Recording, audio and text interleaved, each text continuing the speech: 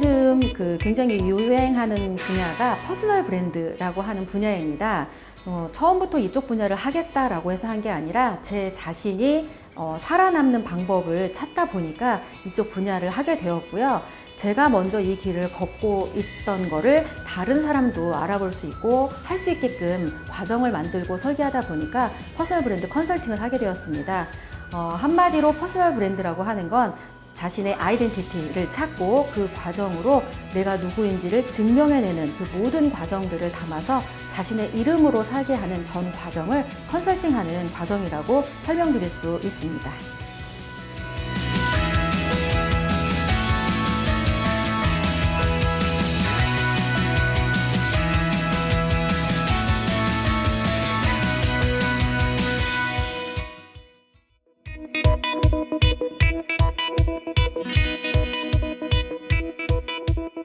요즘 시대가 사실은 혼란의 시기, 혼돈의 시기라고 볼 수 있을 것 같아요. 사실 직장에서 하나의 직업만 가지고도 평생 먹고 살 수 있었던 시대였는데 이제 시대가 바뀌어서 내가 여러 가지를 고민해야 되고 여러 직업을 옮겨 다녀야 되는 시대잖아요. 그럴 때 제일 중요한 게 내가 무엇을 좋아하고 무엇을 잘하는지, 그리고 그 잘하는 부분으로 직업까지 연결되어야 되는데 저는 여지까지 그렇게 산 적이 한 번도 없었던 것 같아요. 그런데 이제 이 과정을 제가 설계하면서 제일 중요하게 생각했던 부분들은 내가 좋아하는 부분들을 찾아내는 것. 그게 이제 내비게이팅이라고 하는 과정으로 만들어 본 거고요. 과정을 그렇게 내비게이팅을 찾고 나서도 사실 훈련이라는 과정을 통해서 증명하지 않으면 그 분야의 전문가가 될 수 없거든요. 그걸 커넥팅이라는 과정으로 연결을 했고요.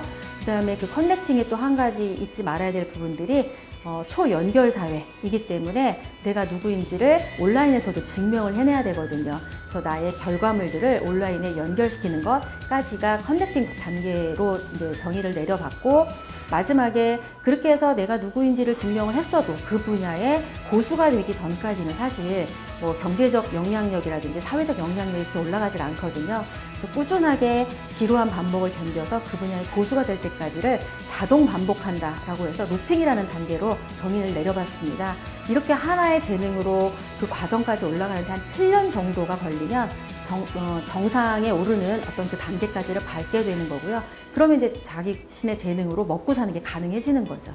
그게 그러니까 전문가가 되는, 이렇게 서서히 7년을 올라가고 다시 7년을 유지하고 7년을 내려오는 것 중에 제가 설계해줬던 게 바로 앞에 서서히 성장하는 7년을 성장 그래프로 그려서 과정을 설계해드렸다라고 보면 될 것 같아요.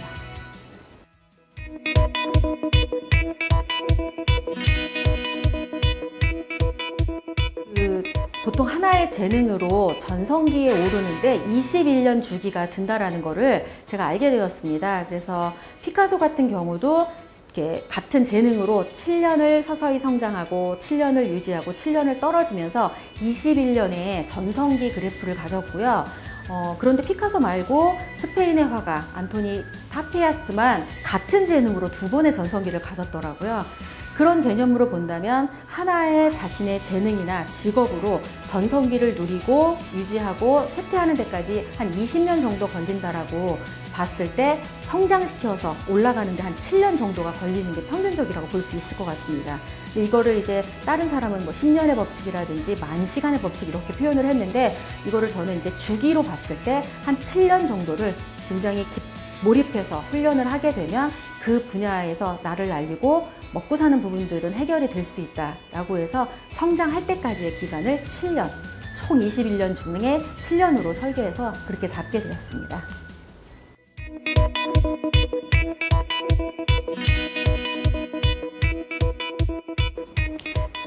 대부분의 사람들이 무언가 시작하기 전에 굉장히 많이 머뭇거립니다.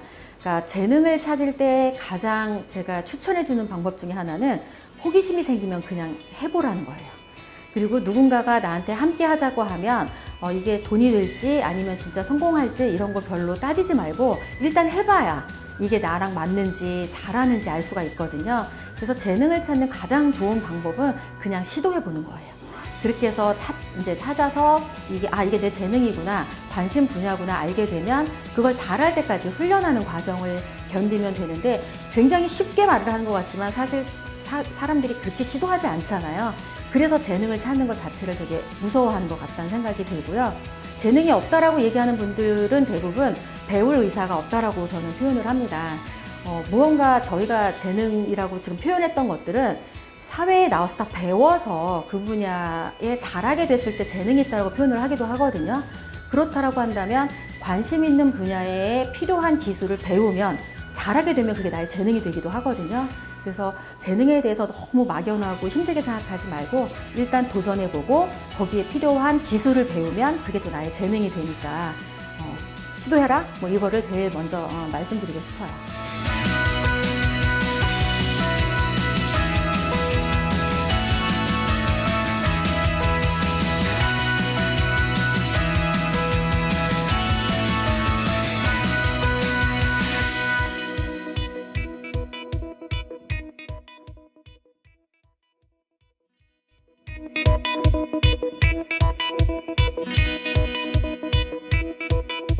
이 책 과정의 발견에 제가 그분들의 이야기를 고수라고 표현을 하면서 뭐 고수가 어떻게 자신의 재능을 찾았는지, 어떻게 훈련했는지, 어떻게 그 단계에 끝까지 갔는지를 제가 표현을 좀 해놨습니다.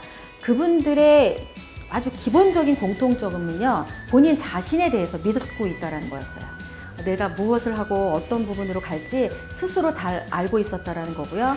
그 과정 자체에서 성공이 되든 아니면 실패라고 판명이 되든 그것 때문에 좌절하거나 그러지 않고 그냥 끝없이 자기가 해야 될 그 일을 계속 반복하고 있었고 그 반복을 그다지 그렇게 힘들어하지 않았다라는 거. 그리고 생계만을 위해서 뭔가를 하지 않았다라는 게 아마 대부분의 그 고수라고 하는 분들의 공통점이었던 것 같습니다. 그래서 제가 그 많은 성공한 분들이라고 하는 그분들의 것들을 그냥 하나로 딱 정리하자면 그냥 각자 자기의 길을 갔다라고 볼 수 있을 것 같아요. 그러니까 우리가 대부분 누가 정해준 길을 막 허겁지겁 쫓아가는데 되게 익숙해 있었잖아요. 그러니까 지금 길을 잃더라도 그냥 내 길이 어딘지 찾는 것, 그리고 그 길을 묵묵히 가면서 순간순간 행복도 느끼고 고통도 느끼고 그게 인생 자체라는 생각이 들어서 본인 자신만의 길에 정답이 아니라 해답을 찾으면서 가라고 말씀드리고 싶다라는 게 이 책의 핵심이라고 볼 수 있을 것 같아요.